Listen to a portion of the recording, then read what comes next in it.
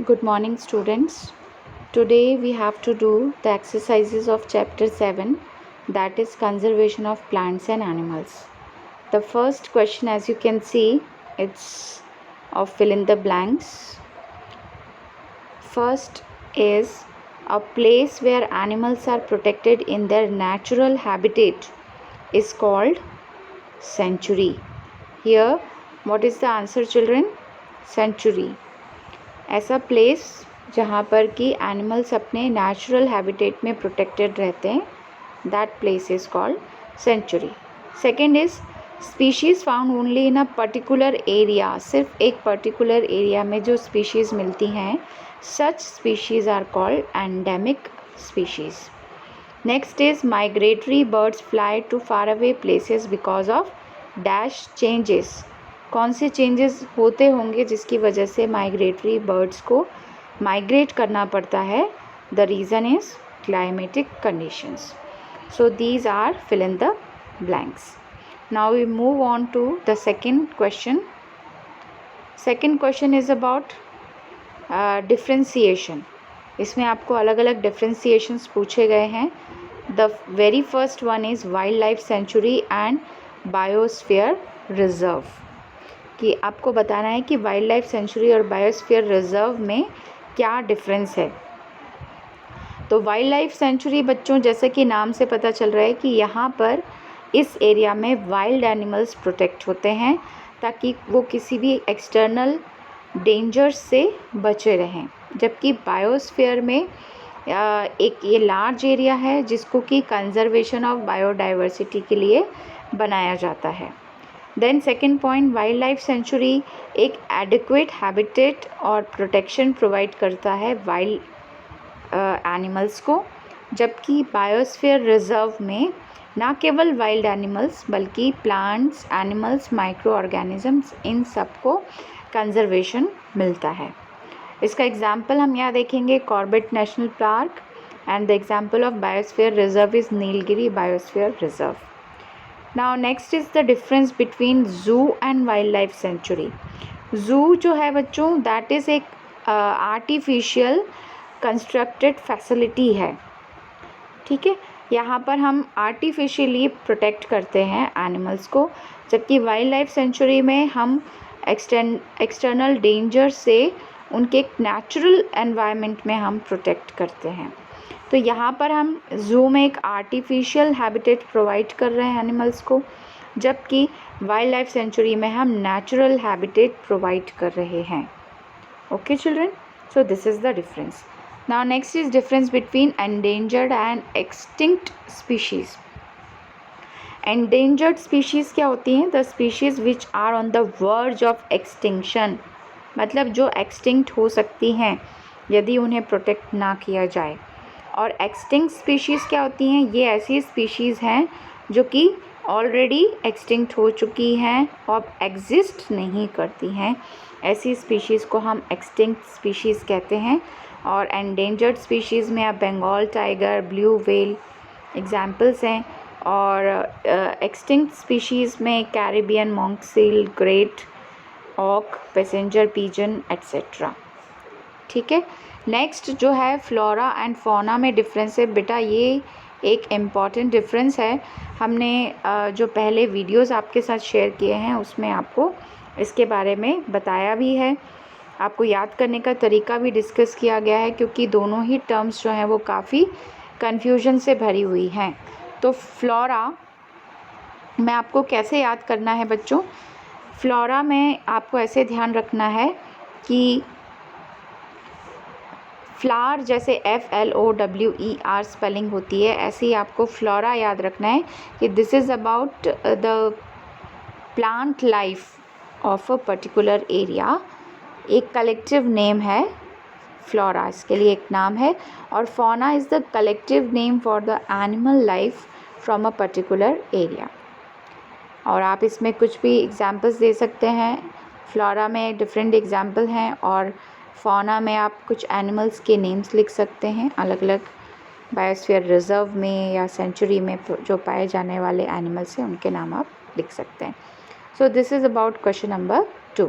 Now we come to question number 3. Discuss the effect of deforestation on the following.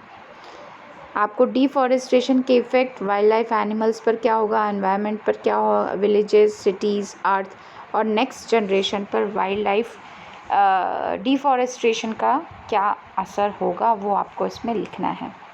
सबसे पहला है effect of deforestation on wild life. यदि forest को काट दिया जाए तो फिर वाइल्ड लाइफ कैसे अफेक्ट होगी। तो इसमें आपको ये बताना है कि जो इकोसिस्टम है हमारा, उसमें प्लांट लाइफ जो है वो इंटीग्रल पार्ट है नेचुरल हैबिटेट का। उसमें बहुत सारे एनिमल्स भी होते हैं जो कि इकोसिस्टम को बनाते हैं। यदि हम प्लांट लाइफ को डिस्ट्रॉय कर देते हैं तो अल्टीमेटली हम किसके एग्जिस्टेंस को थ्रेटन कर रहे हैं, हम एनिमल्स के एग्जिस्टेंस को थ्रेटन कर रहे हैं। इसीलिए एक पर्टिकुलर इकोसिस्टम में यदि प्लांट लाइफ डिस्ट्रॉय होगी तो उसका असर सीधे सीधे एनिमल्स पर होगा। उसके बाद आपसे पूछा गया है effect of deforestation on the environment. Environment पर क्या असर होगा। तो बच्चों ये चीज़ हम कई बार डिस्कस कर चुके हैं कि फ़ोटोसिंथेसिस में प्लांट्स जो है वो कार्बन डाइऑक्साइड को एब्जॉर्ब करते हैं, तो परसेंटेज ऑफ कार्बन डाइऑक्साइड जो है वो कांस्टेंट बना रहता है। लेकिन यदि हम प्लांट्स को काट देंगे तो कार्बन डाइऑक्साइड बढ़ती जाएगी रैपिडली, और वहाँ का प्लांट लाइफ यदि डिस्ट्रॉय होगा तो कार्बन डाइऑक्साइड के बढ़ने की वजह से वो ज़्यादा हीट रेडिएशन को ट्रैप करेगी। कार्बन डाइऑक्साइड की एक खासियत होती है कि वो हीट को ट्रैप करती है। तो जब वो हीट को ट्रैप करेगी तो अर्थ का एटमॉस्फेयर का जो टेम्परेचर है वो बढ़ेगा, जिससे ग्लोबल वार्मिंग होगी। ग्लोबल वार्मिंग की वजह से जो अर्थ का वाटर साइकिल है, टेम्परेचर है, वो सब डिस्टर्ब हो जाएगा। रेनफॉल पैटर्न डिस्टर्ब हो जाएगा, जिससे या तो ऐसा हो सकता है कि बहुत ज़्यादा बारिश हो तो उससे फ्लड आ सकता है, या ऐसा हो सकता है कि बहुत कम बारिश हो तो उससे ड्रॉट की प्रॉब्लम्स हो सकती हैं। Now we come to see, that is effect of deforestation on villages. तो विलेजेस पर इसका क्या असर होगा ये हम देखेंगे।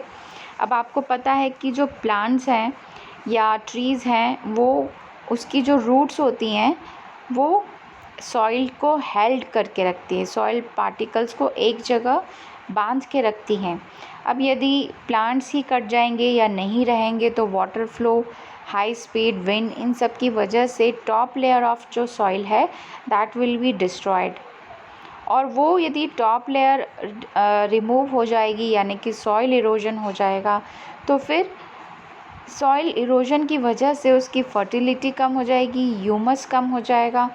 यदि आपके पास फर्टाइल लैंड नहीं होगा तो एग्रीकल्चर लैंड जो भी आपके पास है वो एक डेजर्ट में कन्वर्ट हो जाएगा, यानी कि आप खेती करने लायक आपके पास ज़मीन नहीं रहेगी। So that is the effect of deforestation on villages. आपको पता है विलेजेस में मोस्टली एग्रीकल्चर ही होता है, तो जब एग्रीकल्चर के लायक सॉइल नहीं होगी तो ये सब चीज़ डिस्टर्ब हो जाएंगी। And then we come to effect of deforestation on cities. Cities में क्या प्रॉब्लम हो सकता है बच्चों। जैसा हमने पढ़ा कि डिफॉरेस्टेशन से नेचुरल कैलेमिटी का रिस्क रहता है, फ्लड हो सकता है, ड्रॉट हो सकता है। तो अर्बन एरिया में ये सारी प्रॉब्लम्स हो सकती हैं। इसके अलावा कंटिन्यूस पोल्यूशन है, ग्लोबल वार्मिंग है, वाटर साइकिल का डिस्टर्बेंस है, ये सारी प्रॉब्लम्स सिटी में हमें देखने को मिल सकती है। Now will see what is the effect of deforestation on earth. Earth पर क्या प्रॉब्लम्स हो सकती हैं। तो जो अभी तक हमने देखा वही लगभग वैसा ही है कि डिज़र्टिफिकेशन होगा, ड्रॉट, फ्लड जैसी हमें नेचुरल कैलेमिटीज़ का सामना करना पड़ सकता है। इसके अलावा कार्बन डाइऑक्साइड का लेवल बढ़ने से एटमॉस्फेयर का टेम्परेचर बढ़ना, जिससे ग्लोबल वार्मिंग होगी, वाटर साइकिल डिस्टर्ब हो जाएगा और नेचुरल कैलेमिटी का रिस्क जो है वो बढ़ सकता है। And then the last one is the effect of deforestation on the next generation.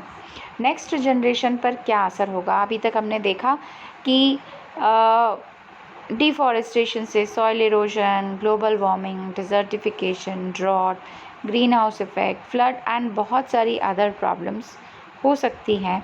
इसका मतलब कि हमारा एनवायरनमेंट जो है वो स्लोली चेंज होगा और अल्टीमेटली जो हमारी नेक्स्ट जनरेशन है उसको बहुत सारे कॉन्सिक्वेंसेस का सामना करना पड़ सकता है. So these are the effect of deforestation on different aspects. ठीक है. Now we come to question number 4. What will happen if? बच्चों इसमें कुछ कंडीशंस आपको दी गई हैं और पूछा गया है कि यदि ऐसा हुआ तो क्या होगा. सबसे पहला है if we go on cutting trees, यदि हम पेड़ों को काटते चले जाएं तो जो ट्रीज़ हैं एज़ यू नो कि वो हमारे नेचुरल हैबिटेट का एक बहुत ही इम्पॉर्टेंट पार्ट होते हैं. तो यदि हम ट्रीज़ को काटते जाएं तो इकोसिस्टम डिस्ट्रॉय हो जाएगा, बायोडाइवर्सिटी अफेक्ट होगी, टेम्परेचर अर्थ का बढ़ेगा, ग्लोबल वार्मिंग होगी, वाटर साइकिल डिस्टर्ब होगा, रेनफॉल पैटर्न चेंज हो जाएगा, drought, flood, risk of soil erosion, global warming, desertification, greenhouse. Whatever we have studied children, अभी तक हमने जो पढ़ा है सेम वही आपको यहाँ पर लिखना है कि पेड़ काटते जाएंगे तो क्या होगा. उसके बाद सेकेंड है कि if the habitat of an animal is disturbed, यदि हैबिटेट को डिस्टर्ब कर दिया जाए तो क्या होगा. अब एनिमल का हैबिटेट ही उसके रहने की जगह है, यदि हमने उसको डिस्टर्ब कर दिया तो अब जैसे हम एनिमल की बात करें तो उसकी बेसिक नेसेसिटीज़ क्या हैं, फूड, वाटर, शेल्टर, प्रोटेक्शन, ये उसकी बेसिक नीड्स हैं, बेसिक नेसेसिटीज़ हैं. तो यदि ये डिस्टर्ब होती हैं तो क्या होगा. यदि हैबिटेट डिस्टर्ब होता है तो एनिमल को फोर्सफुली दूसरे प्लेस पर मूव करना पड़ेगा फूड, वाटर, शेल्टर, प्रोटेक्शन के सर्च में. और हो सकता है कि जब वो कहीं जाए तो इस ड्यू कोर्स ऑफ टाइम में उनको कोई दूसरा एनिमल भी किल कर सकता है. सो ये प्रॉब्लम एनिमल्स को हो सकती है यदि उनका हैबिटेट डिस्टर्ब किया जाए. Then next is if the top layer of the soil is removed. ये अभी हमने बच्चों देखा कि यदि टॉप लेयर रिमूव हो जाती है तो उसका ह्यूमस कम हो जाता है, सॉइल इरोजन होता है, तो जो लैंड है वो बैरन और इनफर्टाइल हो जाता है, मतलब लैंड जो है वो खेती करने लायक नहीं रह पाता है. This is the consequence of soil erosion कि टॉप लेयर यदि रिमूव हो जाएगी तो ये सारी प्रॉब्लम्स हो जाएंगी. Then you have to answer in brief why should we conserve biodiversity. Biodiversity को हमें क्यों कंजर्व करना चाहिए. तो बच्चों जैसा हमने देखा कि बायोडाइवर्सिटी जो है जिसमें प्लांट्स, एनिमल्स, माइक्रो ऑर्गेनिज़म्स, सारे लाइफ फॉर्म्स होते हैं, ये बायोडाइवर्सिटी कहलाती है. और ये प्लांट्स और एनिमल्स जो हैं वो एक दूसरे के ऊपर डिपेंड है, म्यूचुअल डिपेंडेंस है उनका, उनके सर्वाइवल के लिए, दोनों एक दूसरे से रिलेटेड हैं. तो यदि कोई भी प्रॉब्लम होती है बायोडाइवर्सिटी में तो क्या प्रॉब्लम हो सकती है कि नेचुरल बैलेंस एक जो है वो बिगड़ सकता है. तो वो नेचुरल बैलेंस जो है वो ना बिगड़े, इसके लिए हमको बायोडाइवर्सिटी को कंजर्व करना ज़रूरी है. Now the second one is why protected forest are also not completely safe for wild animals. Protected forest जो हैं वो सेफ़ क्यों नहीं है वाइल्ड एनिमल्स के लिए. तो इसका आंसर है कि जो लोग रहते हैं फॉरेस्ट के आसपास, जो लोग रहते हैं वो नेचुरल रिसोर्सेज पर ही डिपेंड करते हैं अपनी डे टू डे नीड्स के लिए. तो इसीलिए it is not safe for animals living in protected forest, क्योंकि एनिमल्स जो हैं वो ह्यूमन पॉपुलेशन से थ्रेटन हो सकते हैं. क्योंकि इससे क्या होगा, वाइल्ड एनिमल्स की किलिंग भी हो सकती है, उनका सेलिंग भी हो सकता है. और जैसे आपको पता है कि हाथियों को मार दिया जाता है उनके दांतों के लिए, तो फिर पैसों के लिए बहुत सारे एनिमल्स को जो है नुकसान पहुंचाया जा सकता है. तो ये एक रीज़न है. Okay, now next the question is what some tribal depends on the jungle, how. Some tribals depend on jungle, how, ये नेक्स्ट क्वेश्चन है. तो इसका जो आंसर है क्या है, the forest provide food, fodder, other resources to tribal people. तो इसीलिए वो अपनी बेसिक नीड्स के लिए, एवरीडे नीड्स के लिए फॉरेस्ट पर डिपेंड करते हैं. नेक्स्ट क्वेश्चन बेटा, अभी तक आप काफ़ी इसको पढ़ चुके हैं कि what are the causes of deforestation. Deforestation के कॉजेज़ क्या हैं, क्यों होता है डिफॉरेस्टेशन और उसके कॉन्सिक्वेंसेस क्या हैं। तो कॉजेज़ मतलब कारण क्या हैं कि हमारी जो पॉपुलेशन है वो बढ़ती जा रही है, इसीलिए फॉरेस्ट को क्लियर करके उस लैंड को बहुत अलग अलग यूजेस के लिए यूज़ किया जा रहा है। ठीक है। दूसरा है कि एग्रीकल्चर एक्टिविटीज़ जैसे क्रॉप कल्टीवेशन है, कैटल ग्रेजिंग है, फॉरेस्ट के लिए फॉरेस्ट को क्लियर किया जाता है। Then next is firewood is a major product from the forest. तो फायरवुड ऑब्टेन करने के लिए ट्रीज़ को लार्ज स्केल पर कट किया जाता है। Okay, so these are the causes of deforestation. अब कॉन्सिक्वेंसेस क्या हैं? कॉन्सिक्वेंसेस हम काफ़ी पढ़ चुके हैं अभी तक कि उससे क्या क्या प्रॉब्लम्स हो सकती हैं। बहुत सारे फैटल कॉन्सिक्वेंसेस हैं डिफॉरेस्टेशन के, जैसे सॉइल इरोजन, बायोडाइवर्सिटी का loss, flood, drought, global warming, disruption of water cycle. So these are the consequences of deforestation और डिटेल में हम पहले काफ़ी कर चुके हैं। नेक्स्ट क्वेश्चन में आपसे पूछा गया है रेड डेटा बुक के बारे में।